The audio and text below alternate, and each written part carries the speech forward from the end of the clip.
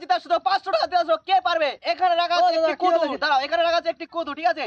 যে এরকম করে, ঠিক আছে, কুম্পুর মতন, কুম্পু স্টাইলের মতন, ঠিক আছে, যে এরকম করে মারতে পারবে, ঠিক আছে, যে ভাঙতে পারবে তোমার দুজনের মধ্যে, ঠিক আছে, তাকে আমি তোমার নগদ 500 কে পারবে? তুমি পারবা? আমি পারবো। তোমাকে তো দেখে মনে হচ্ছে তুমি পারবে না। আমি যদি ভেঙে দিই তাহলে 500 টাকা তোমাকে নগদ 500 টাকা দিব। হ্যাঁ, আর আমি বলছি, দাদা বলছি, বলো। এখান থেকে পরে ধরে যা, তুমি পারবে না, এখান থেকে মারতে হবে, পুরোটা যেন ভেঙে যায়। আরে দাদা, ঠিক আছে? এখান থেকে মারবে, হ্যাঁ, এখান থেকে পড়ে হ্যাঁ, যাবে। এখানে পারবে, তুমি পারবে তো? একদম ভেঙে যাবো। তোমার তো ভালো পারবে না, তুমি মনে হচ্ছে পারবে। দাদা, তুমি দেখো আমি ভেঙে দেবো। পারবে তো? হ্যাঁ, পারবো। তুমি পারবা?